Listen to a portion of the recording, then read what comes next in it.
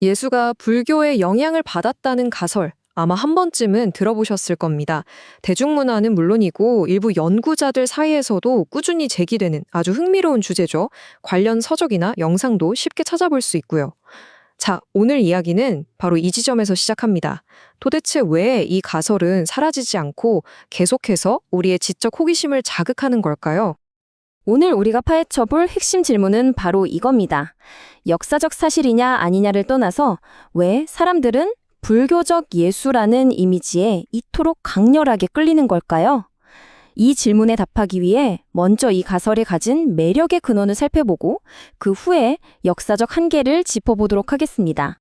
이 가설의 한계를 명확히 이해하려면 아이러니하게도 그 거부하기 힘든 매력부터 알아야 합니다. 여기에는 네 가지 아주 강력한 심리적 그리고 철학적 동기가 숨어 있습니다. 첫 번째는요, 바로 이 이질적인 조합이 주는 묘한 매력입니다.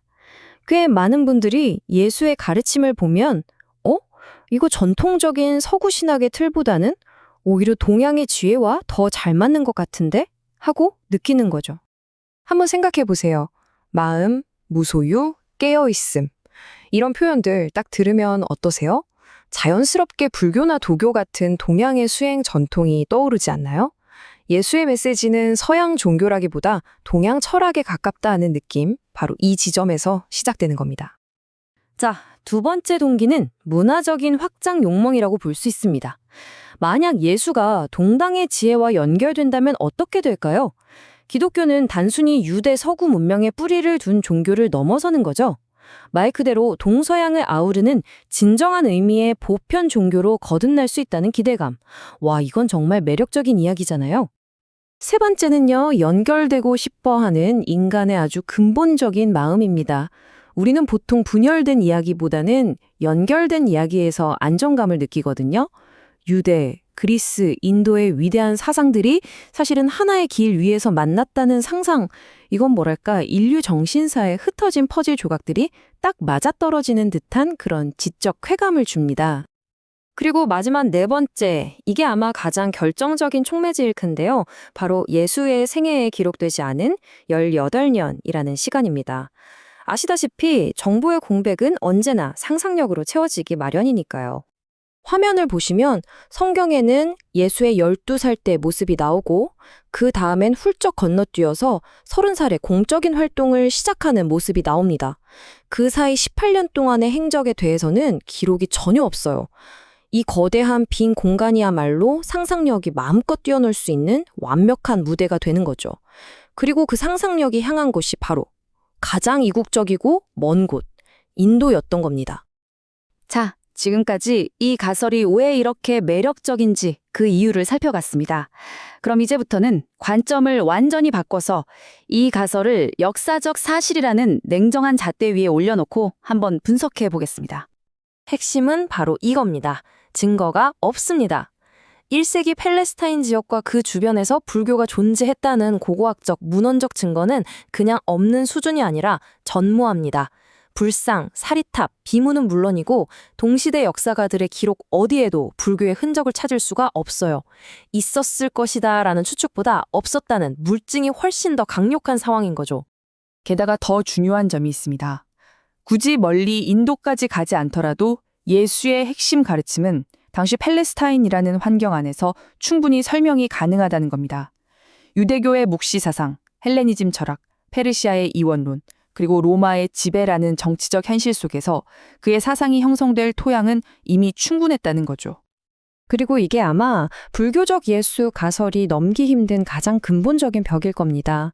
바로 존재를 어떻게 보느냐의 문제, 즉 존재론의 차이인데요. 예수는 나는 무엇이다 라고 선언하며 신과의 관계 속에서 확고한 자아를 설정하는 반면 불교의 핵심은 뭔가요? 바로 무아, 즉 고정된 실체로서의 자아는 없다는 통찰입니다. 이건 출발점 자체가 완전히 다른 거죠. 그럼 우리가 느꼈던 그 비슷하다는 느낌은 도대체 뭘까요? 그건 대부분 윤리라는 한 가지 측면에만 집중했을 때 나타나는 일종의 착시 현상이라고 볼 수 있습니다. 비폭력, 무소유, 자비, 이런 실천적인 가르침들이 비슷하게 보이니까요. 하지만 이 도표를 한번 보세요. 종교를 구성하는 요소가 윤리 하나만 있는 게 아니잖아요. 윤리는 비슷해 보일지 몰라도 신을 어떻게 보는지, 세계가 어떻게 이루어져 있는지, 구원이란 무엇인지, 그리고 방금 말씀드린 존재론 같은 핵심 교리에서는 두 종교가 가는 길이 완전히 다릅니다. 그러니까 일부 윤리적인 유사성만 가지고 직접적인 영향을 결론 내리기는 어려운 거죠. 자, 그렇다면 이렇게 역사적 근거가 희박하다는 이유만으로 불교적 예수라는 이미지를 그냥 의미 없는 상상이라고 치부하고 끝내야 할까요? 아니요, 저는 오히려 그 반대라고 생각합니다. 이 이미지가 역사적 사실이냐 아니냐를 떠나서 이러한 상상이 왜 계속해서 나타나고 또 많은 사람들의 마음을 끄는가, 이 현상 자체가 굉장히 중요한 통찰을 담고 있다는 거죠. 그러니까 이 현상은 과거의 역사적 사실을 보여주는 창문이라기보다는 지금 우리의 정신, 인류의 보편성을 비춰주는 거울에 가깝습니다. 한번 생각해 보세요. 예수와 붓다가 전혀 다른 시대에 다른 공간에서 살았는데 어떻게 비슷한 윤리적 통찰에 도달했을까요? 그건 두 인물 모두 인간의 조건이라는 똑같은 문제를 파고들었기 때문입니다. 인간의 고통, 욕망, 마음의 작동 방식이라는 보편적인 구조를 깊이 성찰했기에 유사한 해법을 제시하게 된 것이죠. 결국 예수와 불교를 연결하고 싶어하는 마음은 단순한 지적 호기심 그 이상입니다. 서로 다른 종교의 경계를 넘어서서 그 안에서 어떤 공통된 패턴을 발견하고 인류의식의 보편적 연결성을 확인하고 싶어하는 우리 마음의 깊은 경향을 보여주는 겁니다. 다시 말해, 대중은 불교적 예수라는 이미지를 통해 예수의 메시지가 특정 민족이나 문화에 갇히지 않고 모든 인류에게 적용될 수 있는 보편적 윤리로 확장될 가능성을 발견하는 것입니다. 자, 이제 정리를 해보겠습니다.